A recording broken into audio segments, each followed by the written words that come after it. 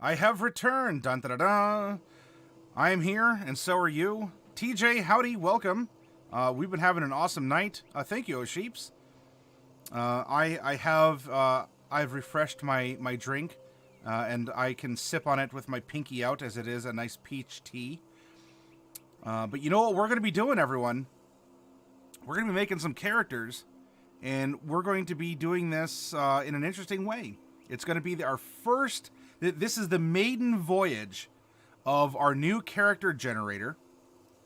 And what better way to celebrate the fun and enjoyment you can have in making characters than with D&D time.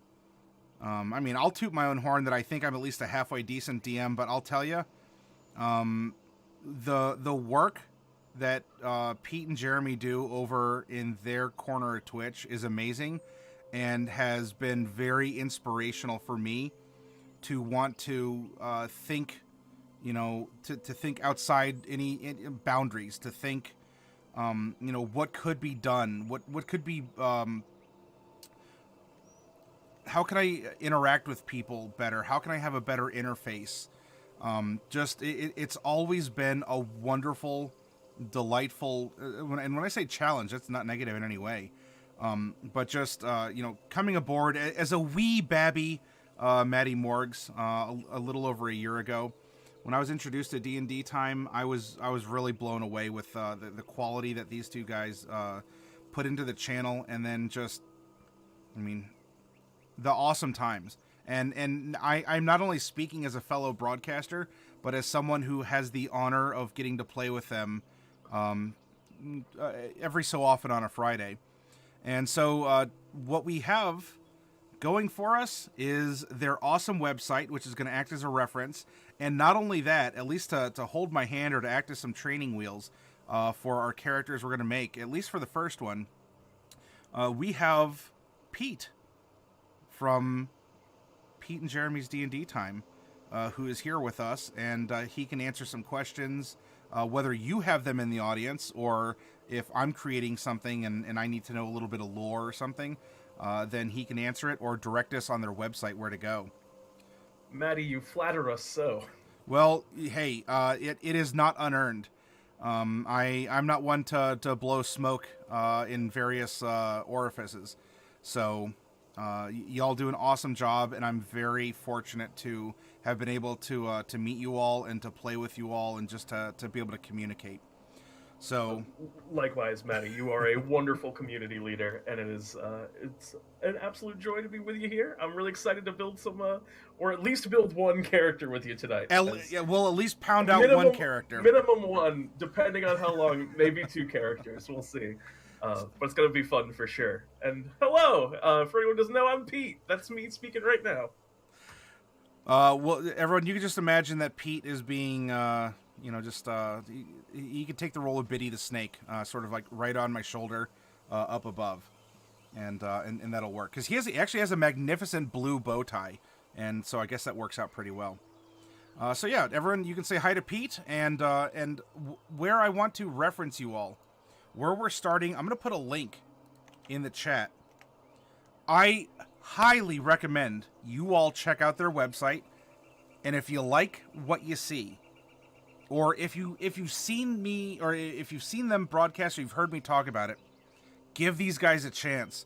Play with them on Friday. Have you wanted to play? Are you stuck in the DM's curse, and you want to play for a change?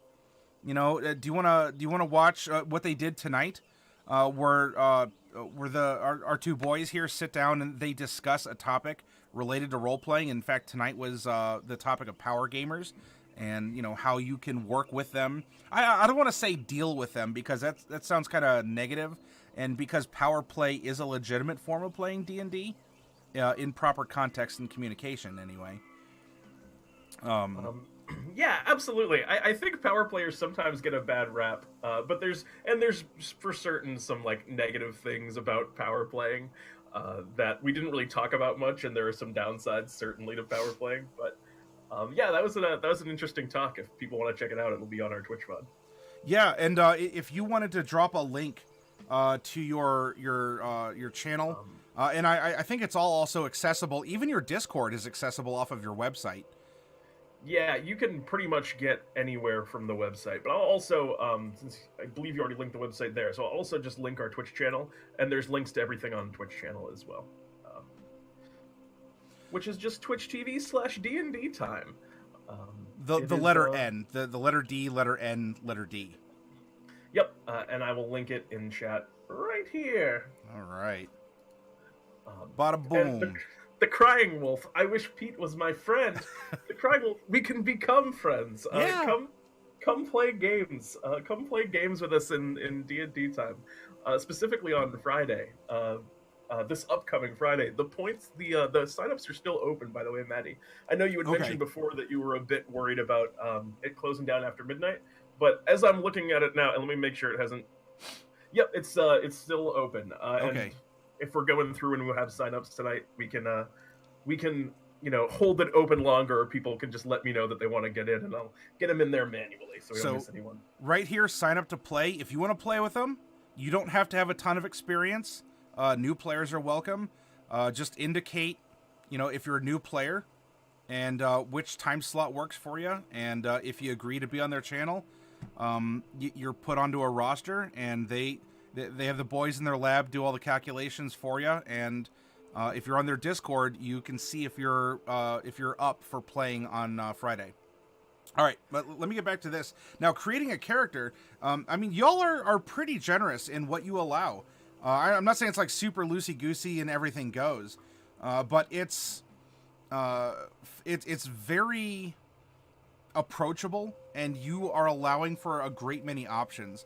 And for folks who have hung out on the Matty Morgs channel, I'd argue that I'd been more strict. I've only been going with just the core rule books for most of what we're doing. But here you can see on the website. You can do so much with the core rule books. That's a great rule still. What's that? I said you can do so much with the core rule books. Oh, yes. I feel like you can build anything with the core rule books, but a lot of people like a lot of the other stuff as well. Well, yeah, and actually for me this week, I guess this is a little breath of fresh air, because I'm going to let my hair down as short as it is, and I'm going to go wild in our last two on Friday and Saturday, and I'm just going to build characters with all options open. But we'll cross that bridge when we get to it. Indeed. So let's see. You start as level 1, and you use the standard array. So far, this is pretty bread and butter stuff. Average hit point, so that's half plus 1. You may use any background, class, race, subclass, and spells from this copious list. Now, there is a limitation on feats and multiclassing, and I imagine that's just to keep things more simple and streamlined. Yeah, we wanted to, for one thing, it just makes things easier. There's a lot of things you can do with feats that really can give you an advantage at level 1 if you take Variant Human, for example, I think is the classic. And we want to make it accessible for new players who don't necessarily know how much more powerful that can be, and keep everyone kind of on an even power level. Mm-hmm. So that's the reason for that. And there is some homebrew stuff that is allowed that's not officially printed. And I'm going to put the link to it because I have it open in a separate tab because I am all nice and ready. Nicely done, Nettie. And tonight, while you do offer a wide array of races and all that, I'm going to randomly choose from one of the 4 races and their various sub-races. And then tonight we're going to make a Circle of Trash Druid and a Way of Dreams. Now, because your time is limited, we had the raffle and everything, which subclass would you like to be around for as we build it? Oh man, I haven't seen the Dreams play yet, but I think I still need to go with the Trash because the Circle of Trash Druid is very close to my heart. It's based in a piece of the lore in the land of D&D time. Our world is just called the land of D&D time, and there's an entire region of it that is essentially just the dump. And there are a number of people who have taken up residence and have kind of made it into their own kingdom, known as the Trash Kingdom. And the druids of that region are, trash druids. I adore it, so I would like to do that one. And fortunately or unfortunately, my one of my characters that I play on your channel has a bit of a beef with them too. So this will be interesting. I don't know how you could have a problem with the Trash King, or is it just the dump on the whole? Well, trash fell and everyone died, or more specifically, my character did. That's fair. Trash does fall quite a bit in there. My poor little bun. Even though she was doing what she wasn't supposed to be doing as a kid. But we'll explore that here. Let's see what else. So your homebrew is there, and you are very generous with that, including magic items and whatnot, which can be purchased with this special currency of Bartholomew bucks, as Bartholomew is the main quest giver in D&D time.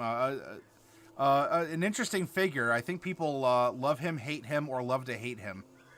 I think the last one is the most common. That's a character I play. He's very uncompromising and greedy wizard. A lot of that by the necessity of the mechanics with which we run D&D time, which is all things in the shop have to be priced the same for fairness, and all money always has to be the exact same given out, and people die a lot. Farfel says, I feel people only have beef with things Pete makes. Absolutely true. People always like to battle. I think it's because I make a lot of things that are just like inherently meant to be likable, and then people are just like, I'm not falling for your trap. Yeah, or it's like, it's something, it's so cute, I must murder it.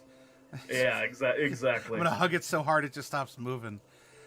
So we get to earn these Bartholomew bucks, and so we can use that in with special magic items that you have on your channel in Bartholomew's shop, and all of that is here on the website.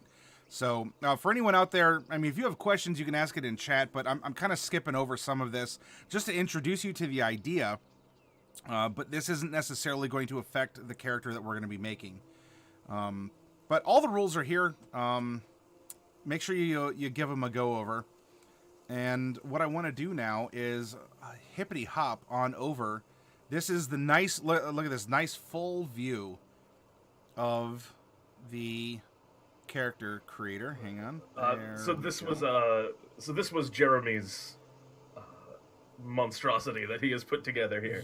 Yes, he took our Matty Morg style kind of paper clips, duct tape, and chewing gum character generator spreadsheet, and it is now super fancy, and it does a lot of it doesn't do the work for you. That was one thing that I talked to him about.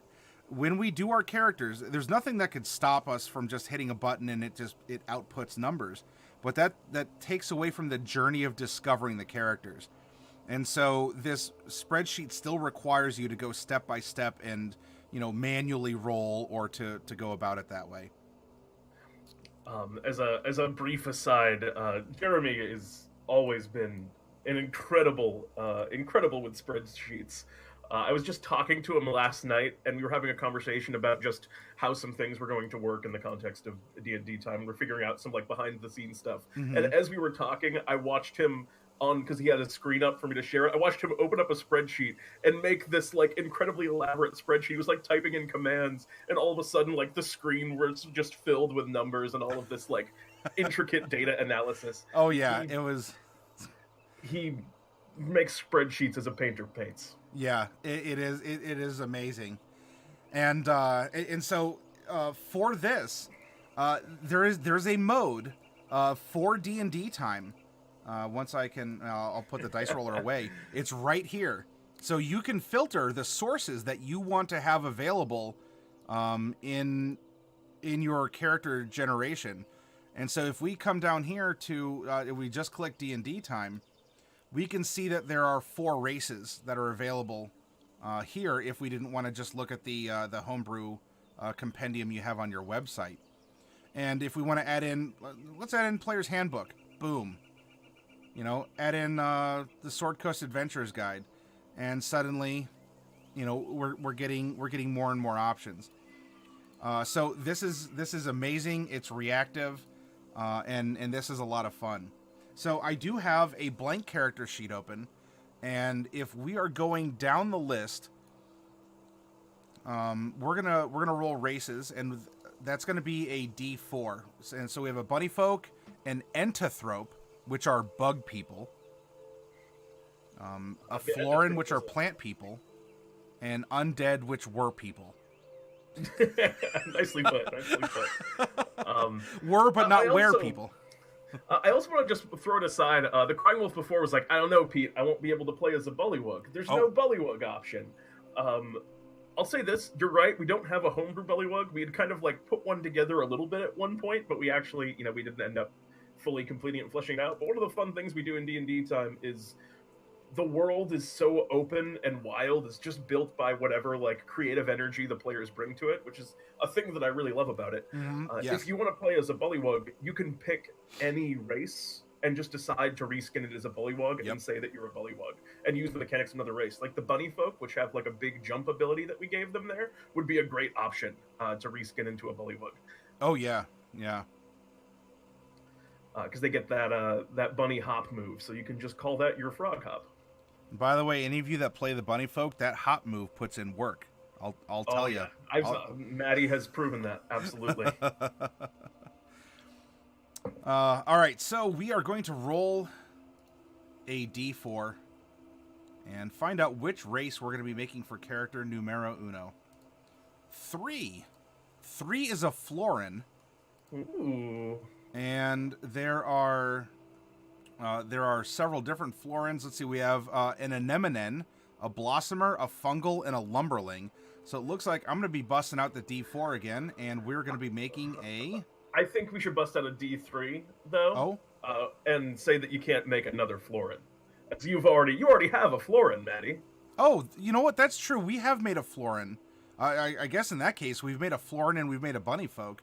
So it's really just going to be an odd... I wasn't saying the race. I was saying at least a sub-race, if you want to go with the integrity. But I guess if you want to go back, we could even do between the Entithrope and Undead, since you haven't made them. But I'm fine either way. If you want to just... I would just say not to do the same sub-race, at least. Oh, gotcha. Sure. Then, so I will not be doing a Blossomer in that case. So I will replace that D4 with a 3 and roll it. We rolled a 2, and so this is going to be a Blossomer. If we got a 2 on the 4, but in this case we're going to skip it. We go from Anemone, and we forget about this one, and we go to a Fungal Floran. You're a mushroom. And you're a fun guy. Yeah. So we are a Fungal Floran.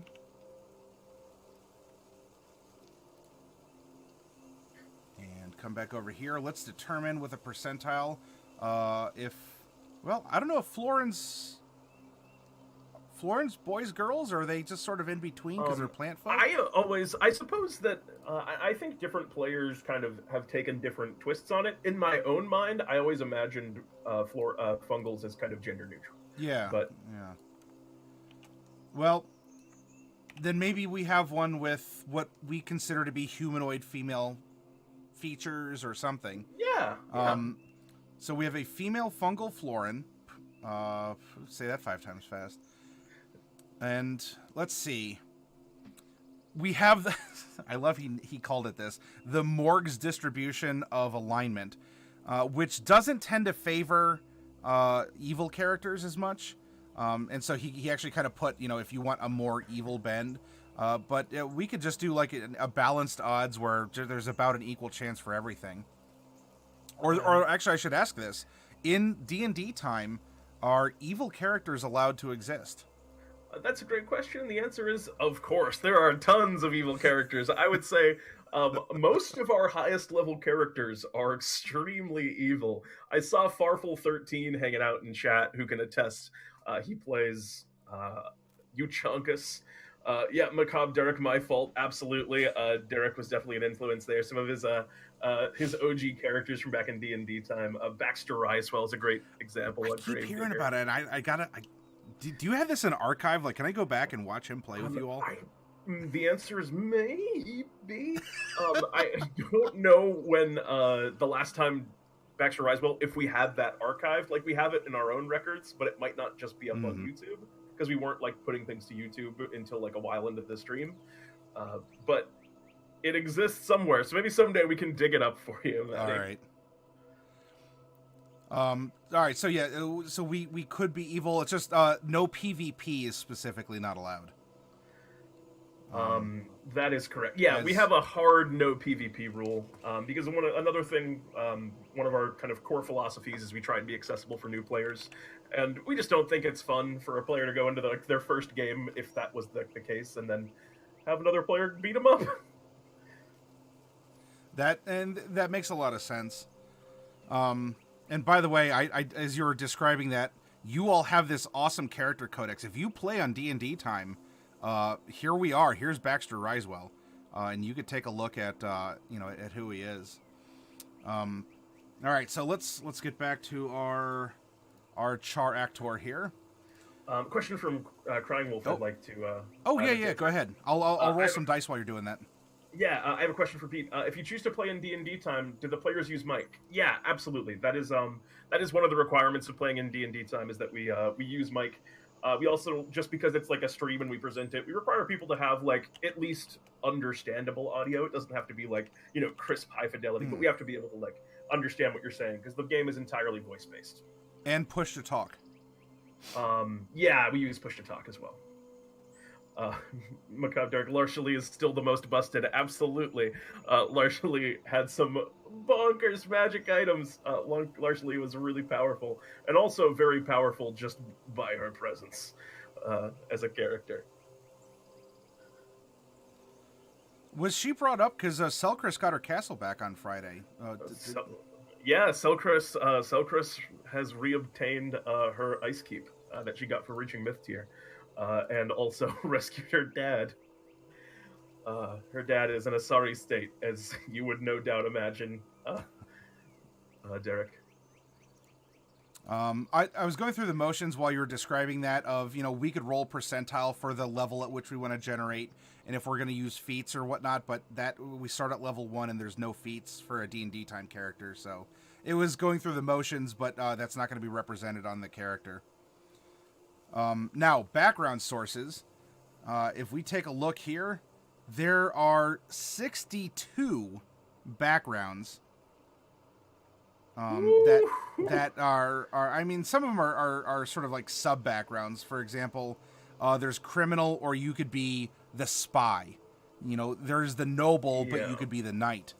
But in looking at all of the printed sources that are kind of officially available, there's 62, and that's why being able to trim this down is going to be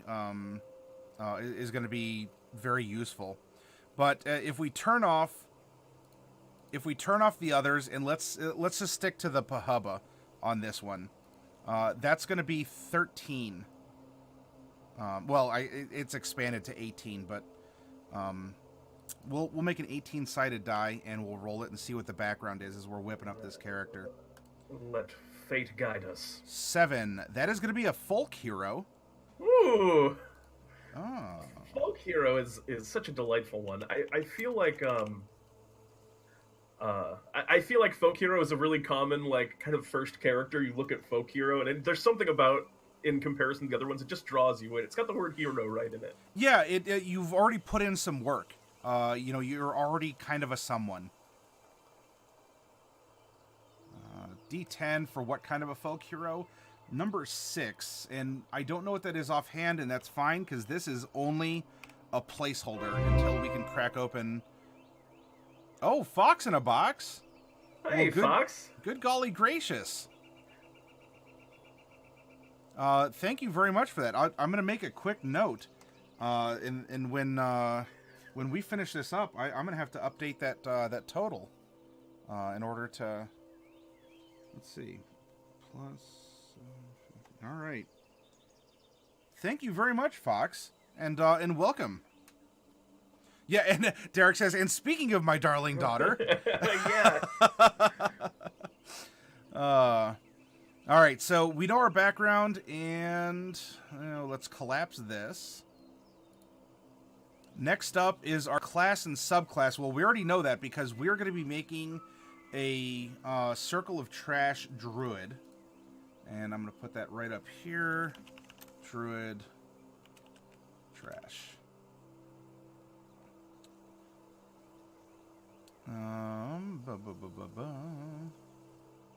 And physical attributes by race. By the way, this was amazing because he took all of the different all of the different races, and you could just select the one that is appropriate. In fact, yeah, because we had a lot of that data, I think, already set up from when we do brews, and we're talking about brews, because we had the full, just all of the race stats out, so we could like compare and contrast when we homebrew stuff, and kind of look for guidelines on balance when we're assigning features to races. And here specifically is the Fungal Floran, and so when we input this, we can just roll very easily. How old is this character? And well, let's find out where in the life cycle she is. I'm actually low-key pretty jealous of this spreadsheet right now because we didn't have it set up for. This is the first time I'm seeing it. I gotta make Jeremy give me a copy of this. Oh yeah. Because this is a Matty Morg / D&D time kind of joint effort here, and so I hope that this spreadsheet really helps you all out too. Yeah, I've no doubt that it will. So she's going to be 80 plus 36 years on top of that to be a middle-aged Fungal Floran. So she is 100 years old, and 100 is her middle age. Ooh. Yeah, and this is something that I don't know how often we consider the age of our characters. But if I give you a character sheet, if I gave you 3 character sheets and everything is the same on the character sheet with the exception of the age of the character, that one number can modify the personality and ripple throughout everything else on that character sheet in very powerful ways. And it's not really a hard mechanic, but when it comes to storytelling, if you have a 12-year-old that is, you're jetting up as a 12th level sorcerer, that could be a lot different than, what has happened to this child that they're so powerful by the age of 12, as opposed to, someone who might be in their 30s, and it has gotten some adventuring under their belt, or you go to someone who's venerable and is probably this is their last adventure, whether they make it through the dungeon or not. I mean, they'll come home, tell their tale, and probably just sort of, pack it up. That was it. We made it. But yeah, considering the age of your character is very important. All right, so I think we have pretty much everything that we need that is the basics for the character. So I will set this the tabs aside in just a moment as.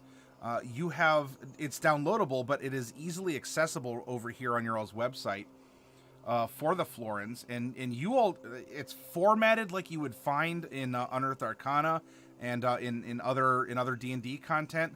I mean, this is really well done, and I appreciate these kinds of efforts that are put into it. Jeremy, we kind of like trade off on kind of doing the flavor on a lot of these. Jeremy did the quote for that one, and he picked that Tiny Tim quote for the Floran, which I thought was very cute. So let's see. As a Floran, as a generic Floran, we get a Con 2, speed of 30. We are going to get Flower Power, which is the Druid Craft cantrip, plus a little bit extra, because we can grow some secret herbs and spices with it. Mostly flavor beyond that. No pun intended. Hey, I got to use it by growing strawberries in my hands, and oh my god, you became a monstrosity. Yeah. That was for Jeremy and Pete's D&D time, our April Fool's. Yes, the sci-fi one. To show the kind of tone of D&D time on April Fool's, we flipped our entire game on its head and just put fantasy characters in space. But that's normally, not that far off the normal. Well, maybe not too much. Normally, and this is not an insult at all, D&D time comes across to me as sort of, Saturday morning cartoons. They're fun, they're bright, it's colorful.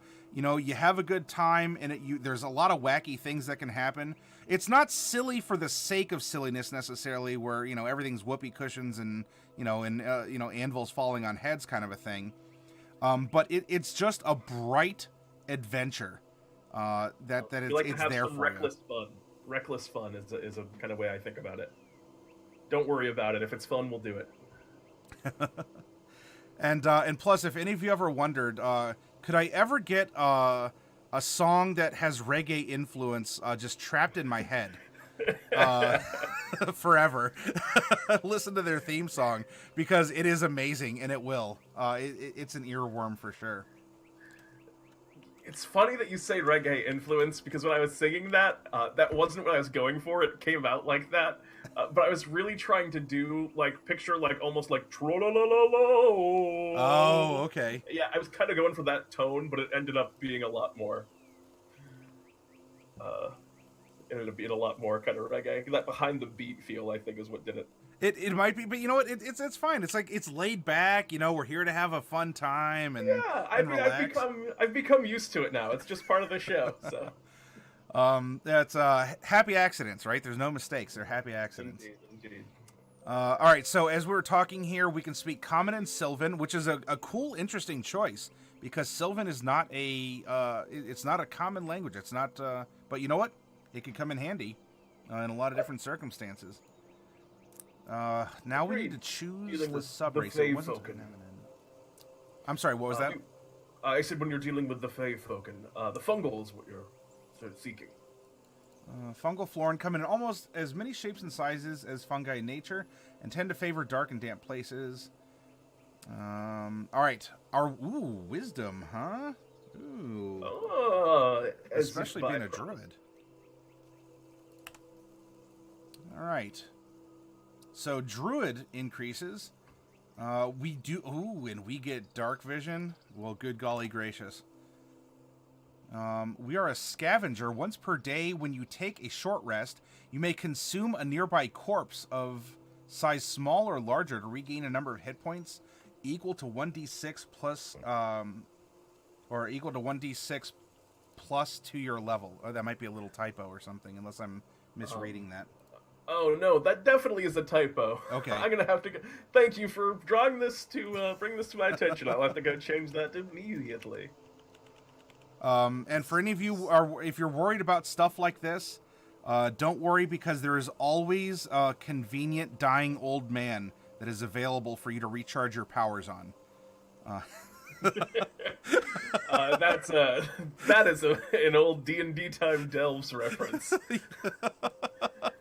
Where for some reason it became a meme that there was always just a dying old man that, in particularly Farfel13 still in chat, would kill every single time for no reason. Looks like we're also getting a spore, which is the dancing lights cantrip, and third level you can cast sleep. So okay, so this is more than just the one spell. So for spore, this is going to give us dancing lights, and at level 1, that's all we're going to get. But kind of like with the drow and some other races, tieflings, as you level up, as you get stronger, your powers will. So this will allow you to also cast sleep. And hey, as a Pokemon player, I can appreciate that. And 5th level, you get Phantasmal Force. That's a cool. That's cool because I don't know if a lot of people ever take that. Yeah, it's a niche spell. It's fairly potent, and we're going for that kind of like hallucinogenic spores kind of idea with it. I like the sleep spell too because that's like a very impactful spell to put on a racial feature. Airs on the strong side, I would say. Oh, and we are also getting another language. We're getting Undercommon, and I guess that makes sense. Because if we're hanging out in the Underdark or regions close to it, we'd hear what the locals are talking about.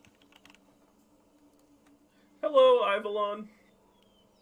Ivalon saying he just finished a very good session of D&D to celebrate completing exams. Congratulations on your D&D and your exams. It's so sacrifices to Orcus, huh? All right, that's a fruitful session. Yeah, Ivalon, we're hanging out with Pete. He set a little bit of a time aside to talk to us and guide us through some D&D time character creation. And while we're talking right now, I don't mean to put you on the spot, Maddie, but I was going to see if you were interested at all in joining myself and Jeremy for talks a week from today. Oh, yeah. Do you know what you're going to be talking about, or are you gonna slide that over to me in a DM? And No, I can talk about it right now. We're going to be talking about seafaring kind of adventures and running games on the high seas and kind of coming up with some creative ideas for that in kind of anticipation of the new book. All right, I'm on it. I will be happy to, as long as I can. I mean, because look, who knows? I could get, some springtime flu or whatever. But yes, if I can make it, I will definitely be there. Wonderful. All right, now we do need to crack open the player's handbook a wee tiny little bit for our folk hero background, which we did put in the racial information, which racial information can be kind of neutral because the race is the race. I love starting with the personality and background because it tells us who our character is. It's because we could describe our character, or rather, I should say, a lot of us might describe our character by saying, "Oh, she's a wizard. She's a high elf wizard," and you say, "Okay, I get a feel." But that doesn't really tell us about our character. Who was she before she was a wizard? Or what was her part-time job while she was studying, right? I agree completely. Also, just from a mechanical standpoint, it's convenient to have those two skills already locked in before you pick your skills. Oh, yes. For both sides of the coin, it's nice. And as we discovered in Moorgrave Miscellany, I mean, not that this isn't a new idea, but I'm glad it heavily encouraged not just a session 0, but level 0 characters. Level 0 characters. I have never done it. I don't know what system that uses, but I have always wanted to do a pre-level 1 party. In 5th edition, it's super easy because you get your race and your background, and you're a 1d4 hit die character.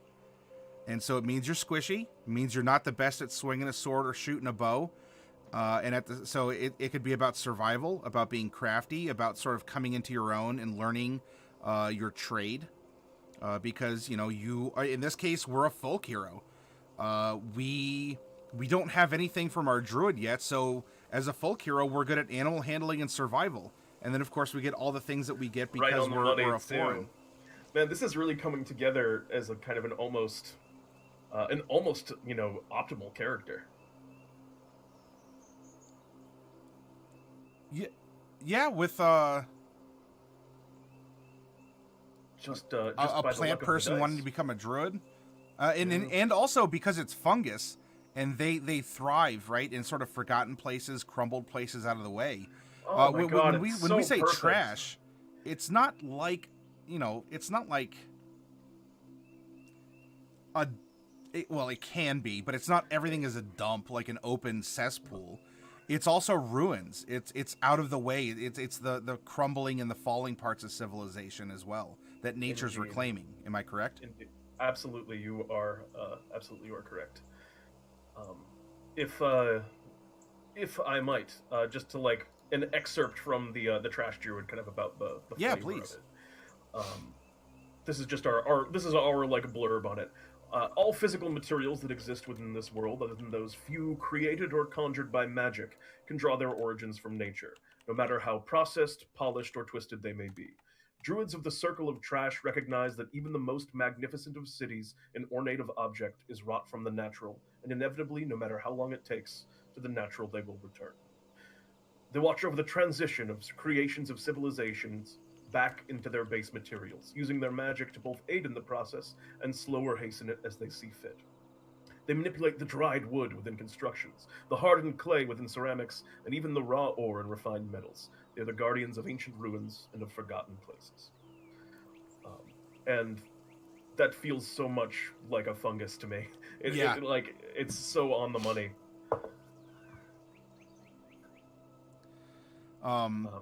Very excited about where this is putting us. And you know, optimization. I mean, I don't know if this is like super care op, but I think this works very well, and it can create a thematic character. And there's nothing wrong if you take, I don't know, you take a gnome and you play a wizard.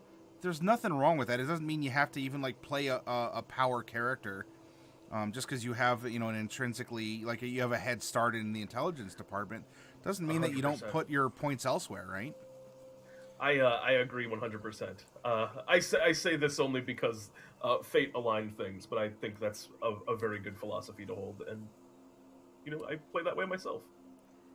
Now, for our folk hero background, we rolled number 6, and this says, I broke into a tyrant's castle and stole weapons to arm the people.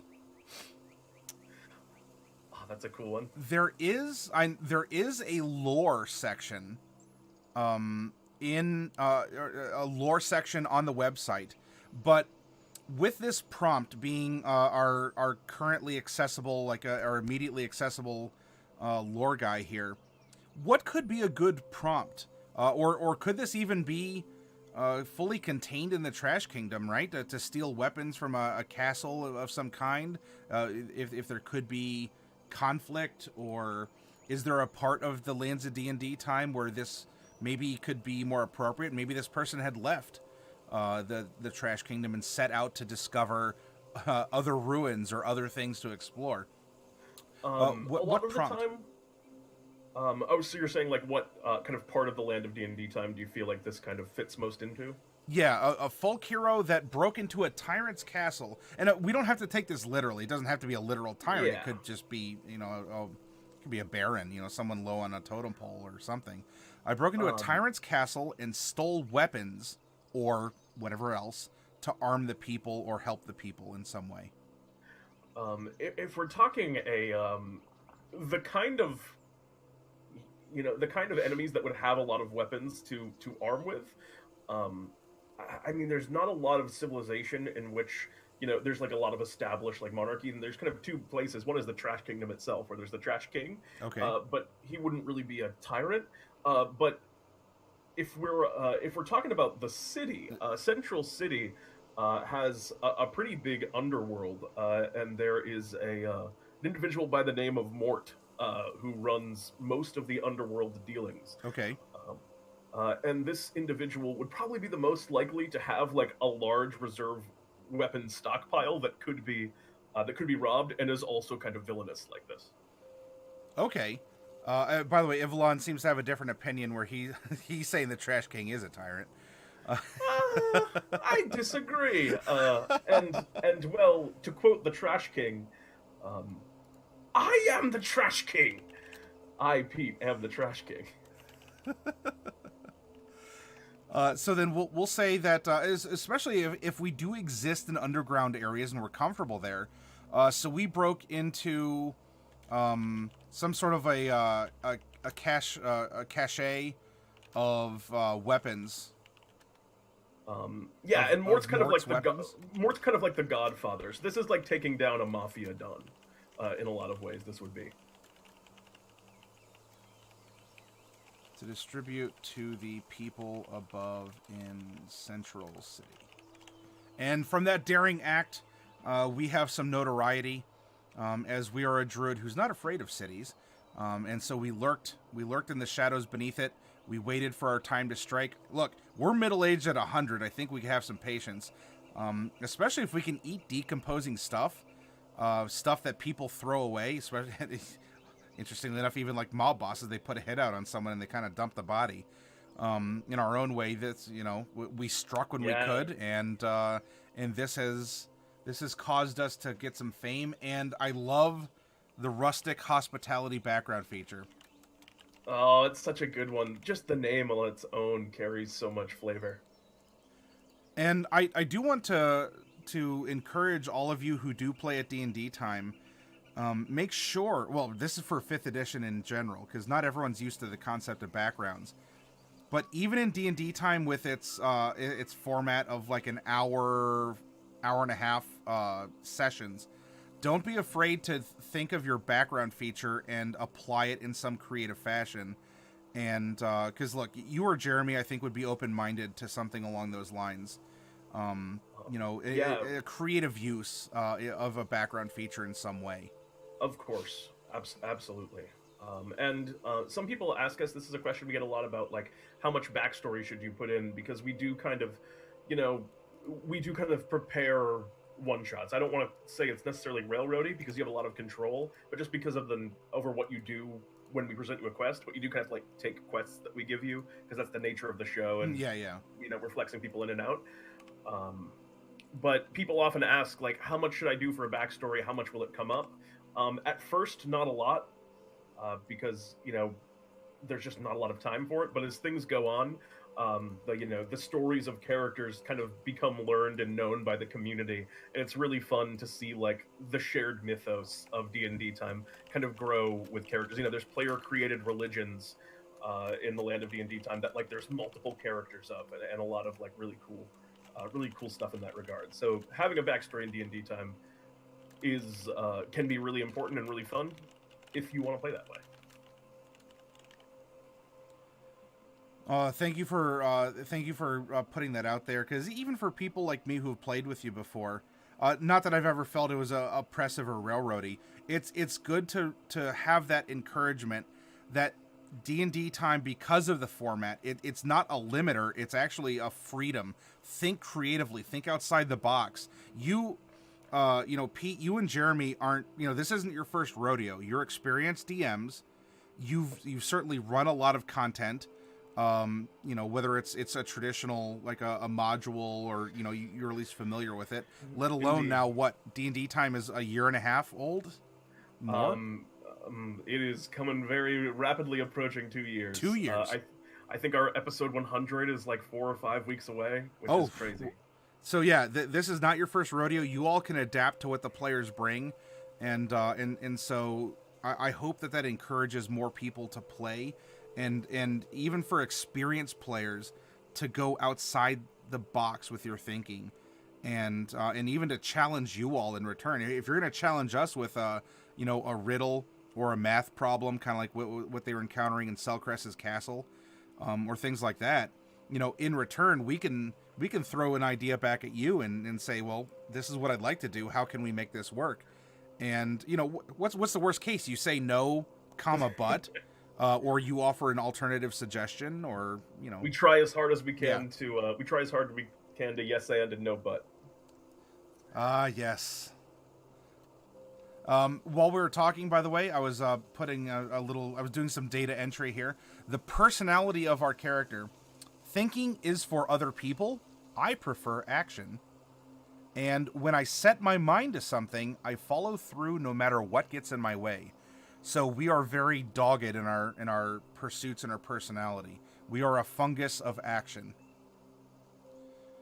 Which feels kind of like playing against type, because you don't think of funguses as quick, which I like. Very decisive in that regard. Our ideal is might. If I become strong, I can take what I want, what I deserve. Ooh. And while this is listed as evil, and actually, I don't know if you saw, we technically rolled a chaotic evil percentile. I didn't see it. Yeah, this is actually a chaotic evil. And that backstory is starting to feel very jokery to me, almost, with the stealing weapons from the mafia to give them to people to just make chaos. We have an impulsive fungus who tends to be selfish. And I'm already starting to see a vision, Maddie, and tell me if you're kind of feeling this as well. This feels with the chaotic, background, and we have this like Central City tie-in. I'm picturing like as a trash druid, like this is like, and almost this has been away from nature for too long. It's time to bring this place to the ground. Kind of mentality. And yeah, sort of eat away at the underpinnings, and yeah. You got to fulfill that, and I think that could work. Because look, and what is entropy if not a form of chaos, right? Of erosion, and so we have someone who's quite a natural force for this, and isn't afraid to take action for it. And look at this too. Our bond. A proud noble once gave me a horrible beating, and I will take my revenge on any bully I encounter. Ooh. I saw it mentioned above because this is a phrase I use a lot. This writes itself. Doing character creation and other storytelling like this writes itself so easily. And our flaw, the because player's handbook prompts are so great. oh yeah, oh yeah. I've gotten the same one so many times, and then it's inspired me in completely different ways each time I've gotten it.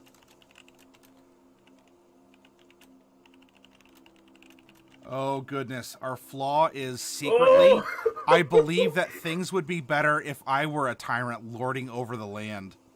Oh man, that's so good.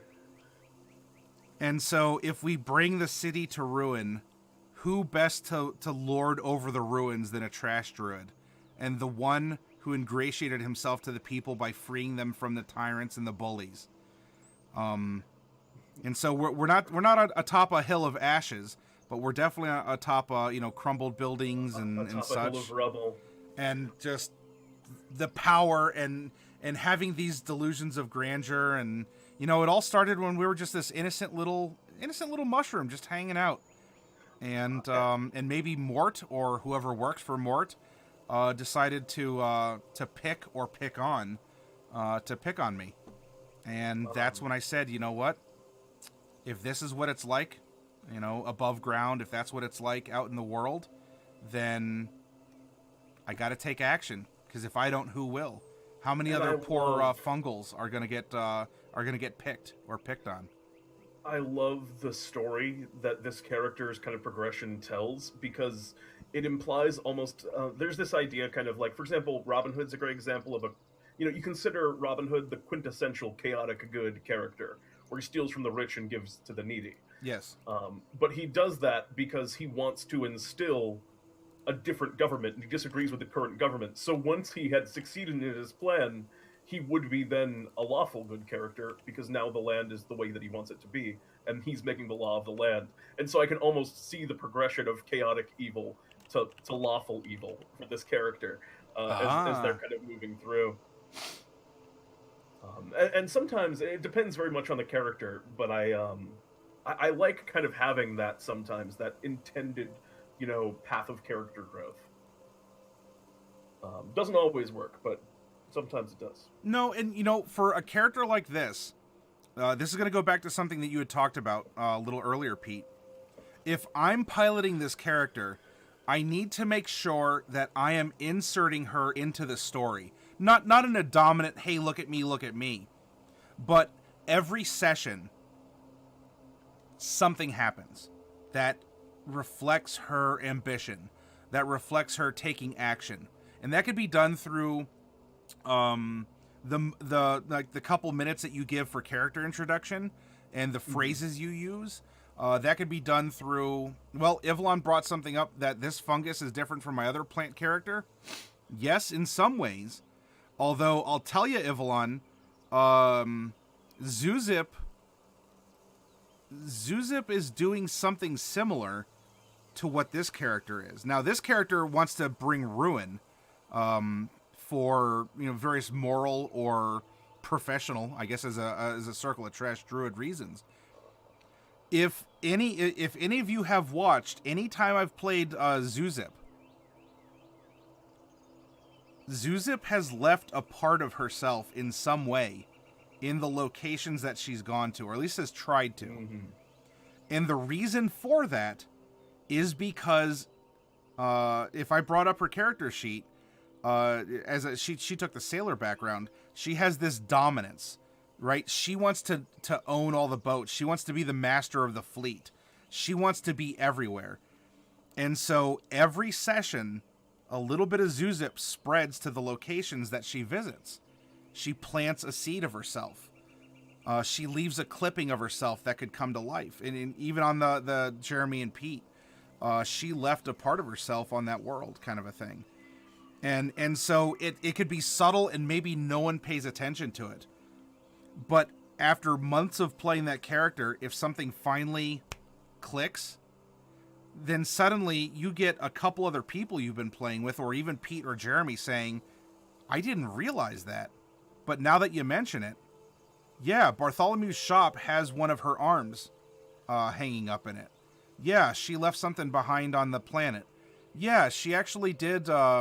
She did plant those seeds elsewhere, and so it's adding to the lore, but it's also not hogging the spotlight, and so it's a slow growth, but it's a way for you to insert your character into this format and have it be productive and tell a story that is parallel to what your DM, whether it's Pete or Jeremy, is telling you directly. Very well said, Maddie. That's and I'll say that kudos to you. That is a brilliant way. I mean, I've been watching you do it all along. Definitely is definitely aware, but it's a brilliant way of kind of contributing like that and making the world richer and more interesting. Because as I was saying before, the way people bring their own components to the world is, man, one of the things I most love about D&D time and playing with everyone there. And one of our kind of the only real core guiding rule and philosophy we have for, adding and contributing to the world in the land of D&D time is you can't add something in the world that negates things that other people are trying to add to the world. So as long as everyone's working together, you can really kind of find a home and make a place for yourself in the world, which is awesome. Yeah, Tissix will never bring down the Trash Kingdom. And that's perfectly fine, because if it exists, it's it's job security. But and if you join and do this, keep in mind, folks, that look, Pete and Jeremy, if not them, then there's a lot of other people that watch, and you're helping enrich the story for them also in the lands of D&D time. You're giving them content to think about.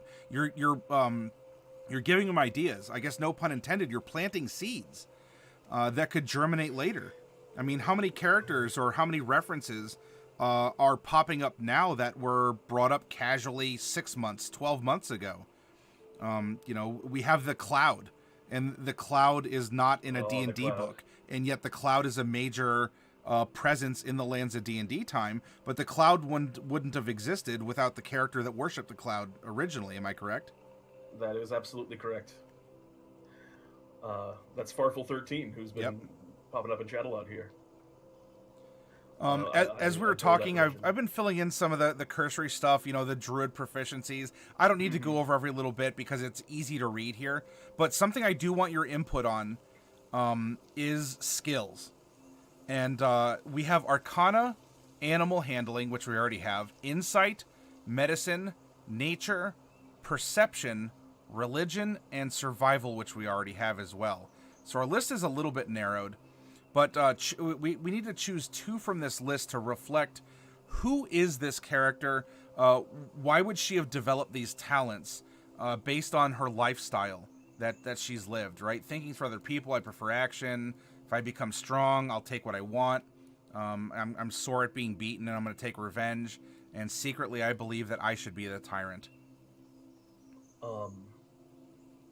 For starters, I think one we can eliminate it is this does not sound like a medicine character. Correct. One that I'm instinctively leaning towards is Perception. Okay.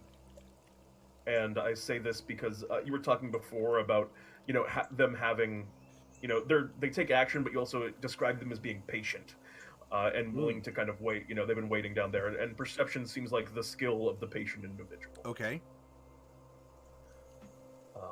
And as for the other, I mean, do you have any way that you're leaning? Because I guess of between 2, nature is a natural choice for any druid. Yeah. It feels. And the other one, maybe Insight, is also along the lines. What was the other option again? Was it Arcana? It was Insight. Almost bit my tongue. Insight, Medicine, Nature, Perception, Religion.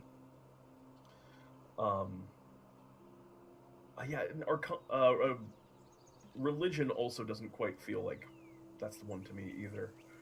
I don't know. I think of the last 2, Insight or Nature. those two. Let's What do you see. think? So, thinkings for other people when I set my mind to something. Yeah, I think that this character, being impulsive and selfish, isn't necessarily concerned with the feelings of others. Yeah, I that's a mean, good point. she did break in. She stole these weapons or these tools to give to people in Central City. But I don't think she cared about the praise. I think she cared about doing this action. And the praise was frosting on the cake, but she felt good for attacking this bully. And so with that, understanding nature and the process of erosion and the different plants that can, that grow and exist. We already have survival. And so nature and survival go pretty well together. I would say that learning about nature and also going through the act of surviving really can make this character into the patient. I'll just float here motionless like a crocodile, and I'll wait. I'll wait 12 hours for a water buffalo to come up onto the shore. I know I'm gonna eat, and I can hold my breath or just stay still. And I so will sink my mycelia deep into the earth. Now see, we're getting into knowledge nature. Okay. So we get that, and by the way, starting equipment is pretty. It's generous. I mean, not that you start with full plate if you have heavy weapon, because you start with what you're given in that case. But money doesn't necessarily matter in D&D time. Yeah, to explain that briefly, you can have any kind of simple equipment. It is presumed that you have an unlimited resource of it. So you can walk into D&D time, within reason. You can't say like, oh, I'm carrying 200 daggers, so I can throw my bag of daggers at people and just hope they get cut a lot. But any simple equipment you're able to have, any martial weapon, even if it's not on your list, you can just, have that because we don't want to kind of use it in the shop. The only thing that we restrict on basic equipment is the armor, specifically, and that you start off with kind of like a basic tier armor in your category, and then you can pay money to upgrade it to like a higher tier later on. Money or Bartholomew bucks? I'm sorry, Bartholomew bucks. Okay. It's become so synonymous in my mind Yeah. that it just like one currency. And so that's how I can start with, the starting medium armor of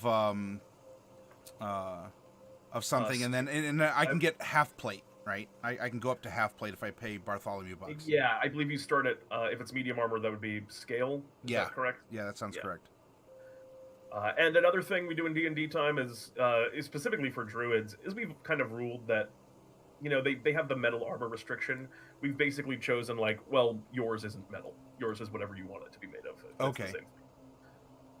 Which really, D&D players have been doing that forever. Right? Yeah. Ironwood, it's yeah. We all wink and we wink and nudge across the table, but we know what we're doing. It's made of boulette scales. Yeah. Well, it's all good. So we made our. Oh, by the way, we got another language. We got the secret language of Druidic. So we're very communicative. This is a lot of. I see this as a lot of conspiring. Talking to animals, talking to plants, guiding it very slowly, the growth. Now, that said, there are summoning restrictions in D&D time, which I do not blame the boys for putting in place, because summoning, really in any edition, but it can be a big, time sink or a bottleneck. That is exactly the reason. As far as summoning goes in 5e, I think it's all right. I've played characters that have used it, and I like the mechanic. It's just a time issue.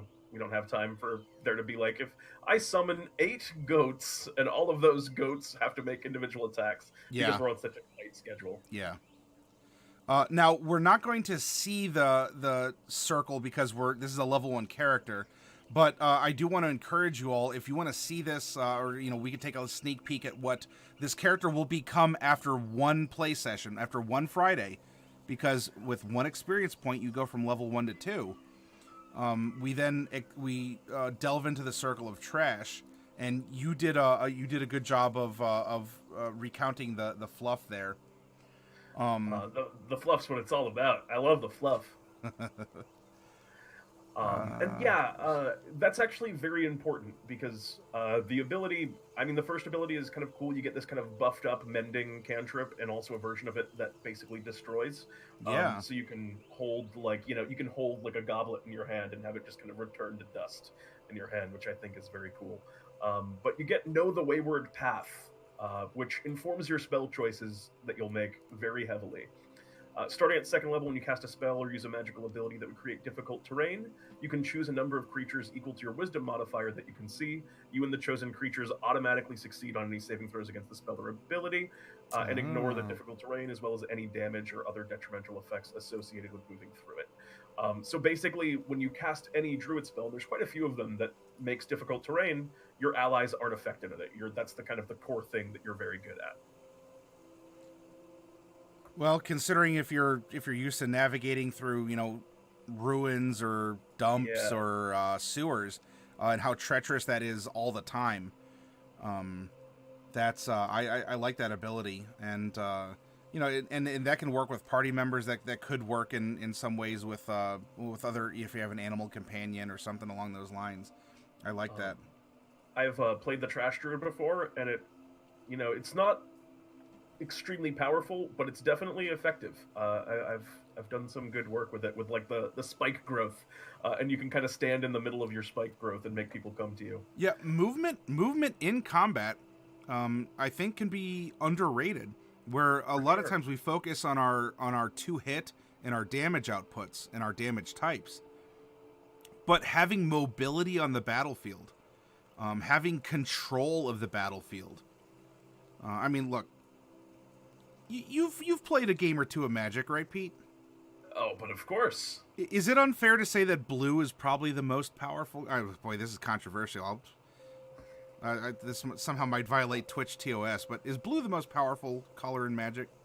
It's the most powerful, and it's also the best one, Maddie. And the reason for that is because blue gives you control. Yeah. Blue is like the pure. I mean, the others dabble in it, but blue is pure control. And if you can control the battlefield, it doesn't matter if defeating an enemy, is fine. But if you can slow them down so you can get away, so you can maneuver, and not just yourself, but Know the Wayward Path is excellent. I don't think it's overpowered. It's certainly excellent to allow your friends then extra mobility. Mm-hmm. Or even not extra mobility, but it's more that they are not, their mobility isn't hampered or disabled in some way. With creative use and strategic thinking, this can be very powerful.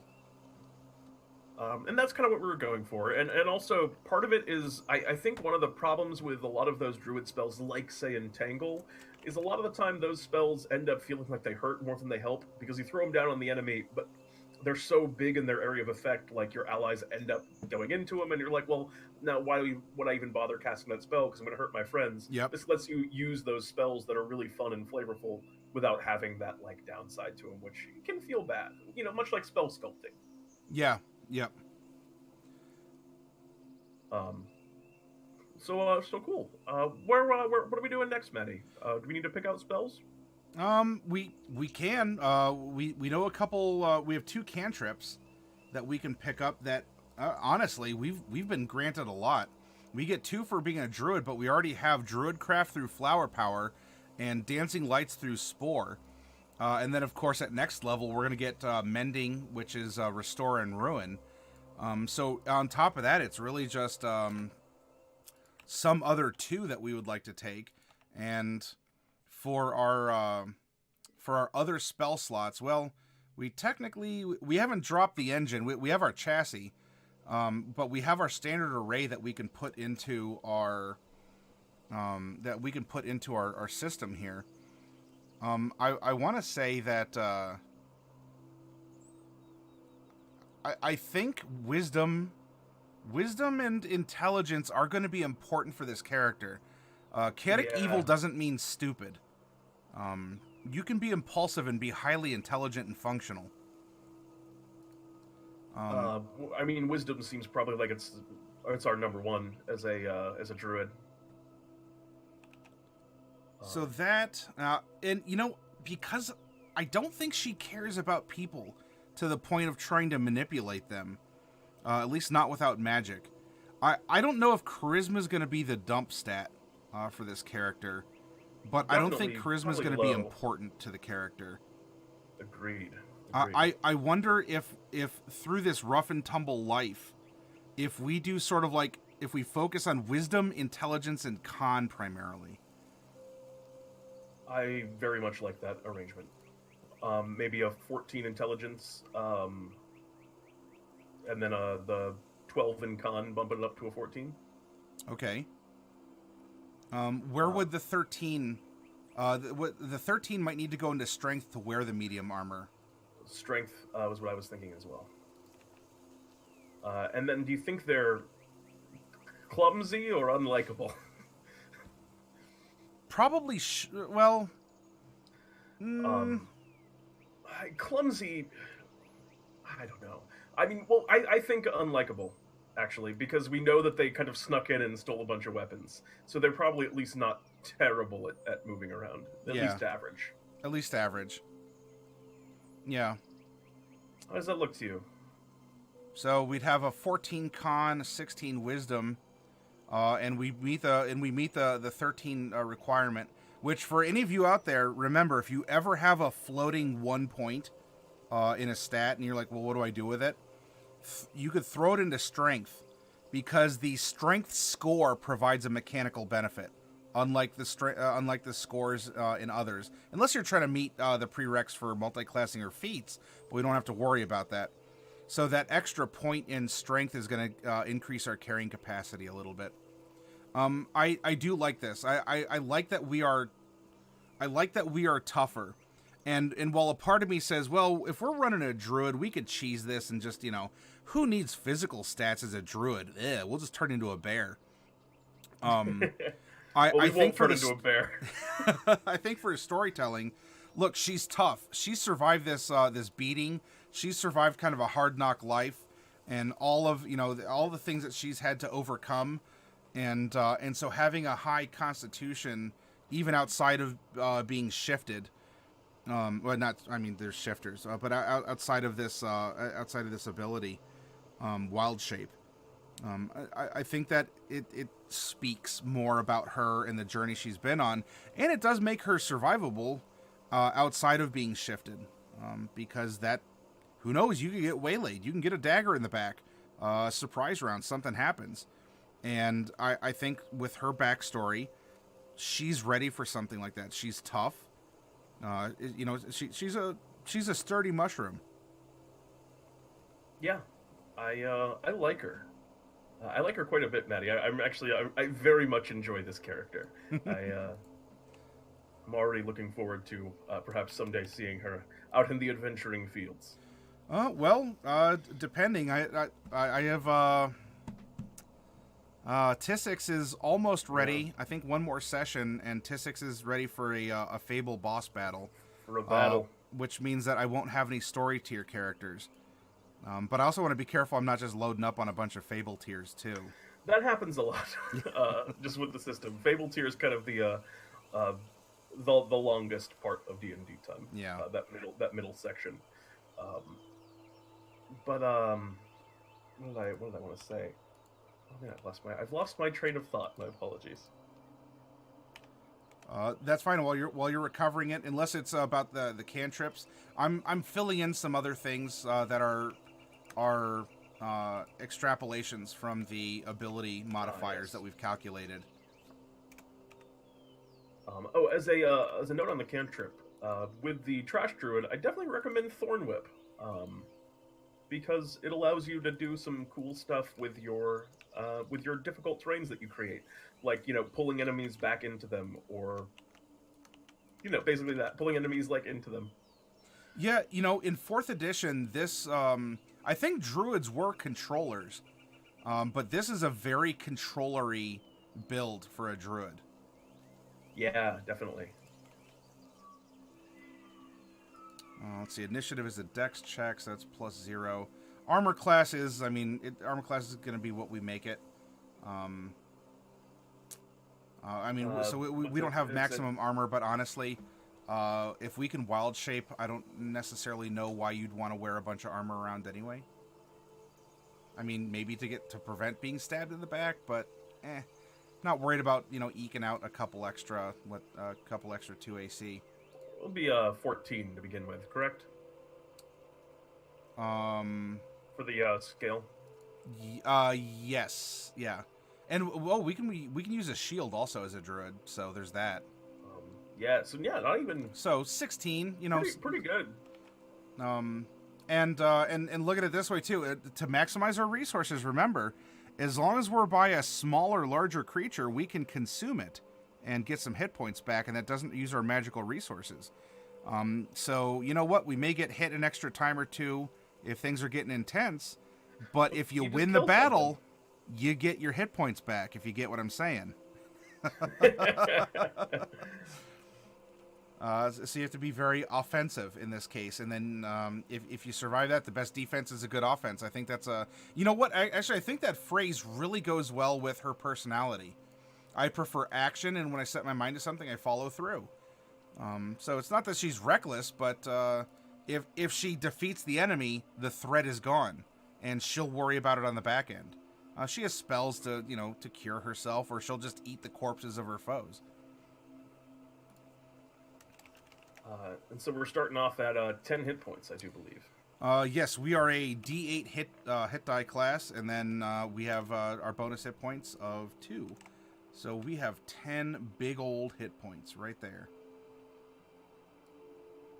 And Manny, another thing we haven't done yet is create a name for our character here. Yes, you are correct, and I think, I mean, for spells and cantrips, we could discuss it, but to really kind of put the, well, I don't want to say put the nail in the coffin like she's dying here. Put the nail in the coffin. I think this would be a great way to cap off this character in a mostly finished. I mean, it needs a little polish, but that's fine, especially because Druid spell lists change every time you wake up. Now you have a unique way of generating random names. Indeed, this is not a D&D time related thing. This is just a Pete thing. Can you take me step by step through this process? I would love to. To begin with, we determine the number of letters in your name, and that number is equal to 1d8 plus 2. Okay. You have a maximum of 10, minimum of 3. When I rolled a 4, so we have 6 letters. That's a great name size. Next, you're going to flip a coin for each of those letters to determine whether they will be a consonant or a vowel. Okay, so just odds or evens? Yes, sir. All right. The D12 needs a little bit of love here. So we have even. That's kind of you to give the D12. Even, odd. Let me recount this here. So we have even, odd. Odd, even. So now we've determined that you have vowel, vowel, consonant, consonant, consonant, vowel. And now for your vowels, you're going to roll a d6. We count Y as a vowel in this case. Okay, d6s. Oh, I already have 3d6 from the ideal bond and flaw. 514 is what we genned up. So the first letter we have U, the second letter we have A, and the last letter we have O. Alrighty. And then for our 3 letters in the middle, we are going to have 3 consonants, so roll me 3 d20s. Got it. 929. 929. Okay, 1, 2, 3, 4. So we have LZL. This is a Maddie Morg's character. I have to have an X or a Z here. Yep, absolutely. So where did we end up? All right. UALZLO. And we have kind of there's two variant rules. There's kind of a hardcore mode where that's your name. But when you get one that's a little bit too difficult, we will rearrange the letters as you feel fit. And Walslow is a little bit of a mouthful. But I guess that depends on how you feel, Nettie. So it's kind of like almost like a Laszlo. Yeah, almost. You're actually really close. You could be Laszlo. Laszlo. You're very close to a Laszlo. Lauslo. We could be a Zoulla. Zoulla. Yeah, that's really good too. Man, those are actually some pretty strong letters. Zoulla. Yeah, Ivlon Lauslo.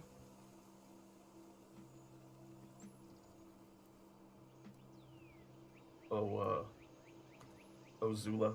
Yeah. Zoulla. Yeah, there's some cool stuff where you can do with this name. I like Zoulla. I like I like Lauslo. I like Laszlo. I don't know, Maddie. I think at the end of the day, this one's gonna come down to you. What do you think? Well, how about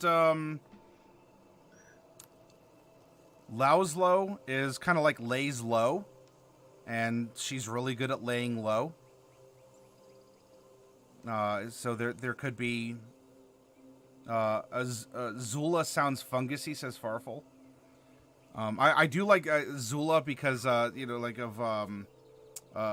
but the ZOO for like the study of animals, which is interesting because she's not an animal. Well, she's technically a humanoid. Am I correct, or is she a plantoid? She is technically a humanoid. Okay. Yeah. Enough for mechanical for spell interaction. Yeah, exactly. I do like Zoulla. I'm feeling Zoulla. I also like the Z first letter for the fungal name because it almost feels like a callback to Zagutmoy. Oh wow, yeah. There's a I don't know. That's perhaps a loose thread, but I still like it. Welcome, and Jack Crozer, thank you for the follow. The animation hasn't shown up on screen yet, but I see it in chat here. Thank you. Adopt a Mini, yes, as a way for the channel to interact with you, and if you if you're playing D&D or if you're searching for some inspiration, I have boxes of miniatures that can be sold through the channel, and it's a way to show support, beyond a subscription, or throw in a couple bits here and there into the cup.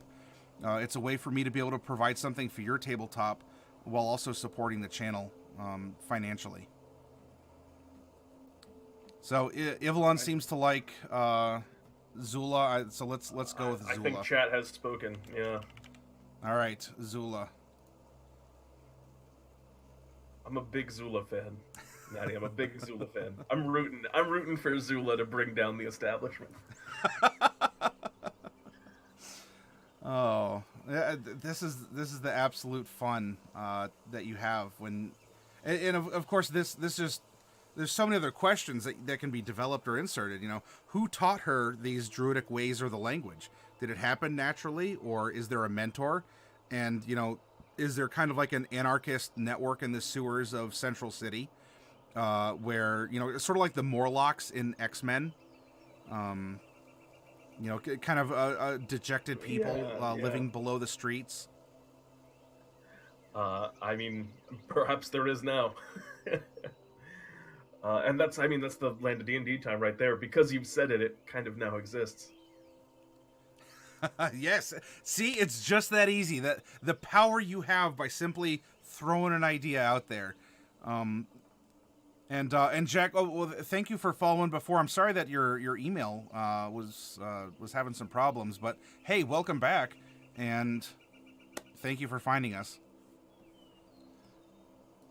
I like this, and so here, you got folk hero, yeah, Robin Hood, and chaotic evil. She wants to see the world. No, she doesn't want to see the world burn, but specifically, she wants to take this down, and if she's seeing this mafia as because a lot of mafias are providing a stabilizing force. The Yakuza, they came up in World War II in Japan because they were people who could get supplies to the communities that needed them, and they did so because the government wasn't as functional or swift in providing the goods or services that the neighborhoods needed.